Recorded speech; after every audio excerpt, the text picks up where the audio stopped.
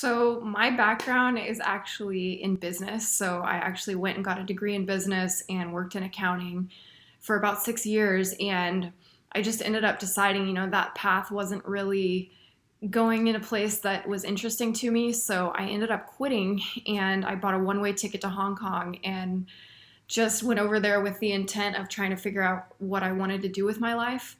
So I always had some creativity that was kind of dormant. I would do random little projects for friends or family, but never really took it seriously.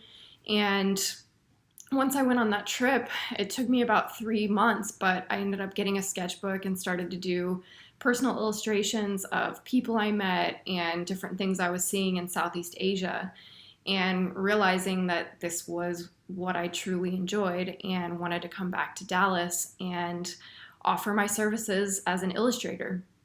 So I ended up coming back with all of these illustrations and a website, made some business cards, and ended up getting a mural job out of that actually. And I did my first mural for Common Desk, and that one got a lot of good reactions, and more people found out I did murals and started asking me for them. So here I am doing murals 2 years later. When I go to do a mural, I'm fully aware that this wall doesn't belong to me. So whatever I make on there, once I walk away, will continue to exist in this environment, and whatever happens to this building is going to affect my mural, and I have absolutely no control over it, really.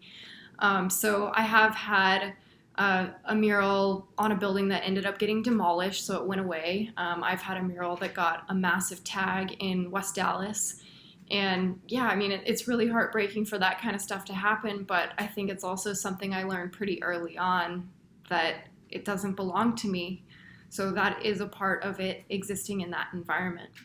Mural artists, as you might imagine, we're a pretty small community. There's only so many people that work really large scale, and I've always been interested in learning about other people's art, and there were a few people that I was lucky enough to get connected with that I really respected. Mariel Guzman is one of them. Alec DeJesus is another one that I collaborate with quite a bit.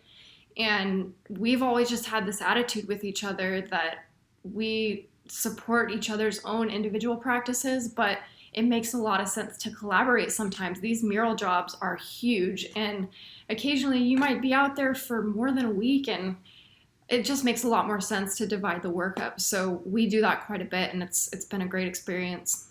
My influences and inspirations are just things that I've collected throughout my life. I've always just been very curious, and I collect a lot of mementos, which I keep throughout my studio and look at.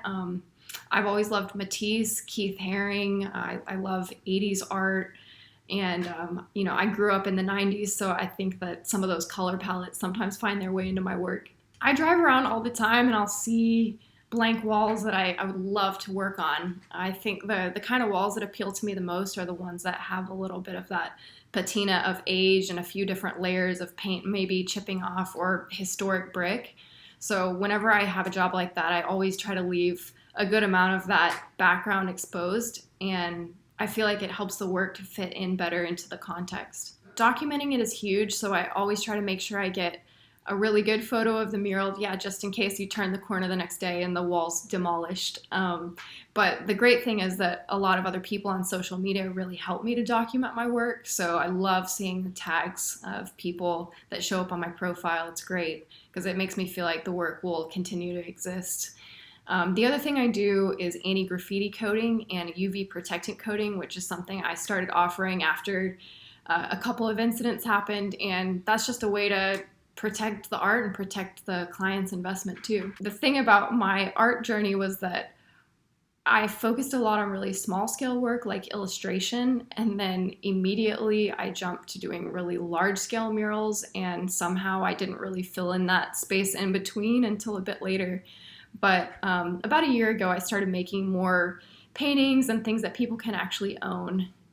So that's been fun for me to explore. I came upon Cedars Union just going on a studio tour in the Cedars, and I actually went to a lunch and learn that Maddrey put on for copyright. So, and I got a chance to see all the micro studios, and I just thought that the environment was incredible. And eventually I outgrew my home studio, which you see here, and realized that I needed some more space to be able to continue to expand.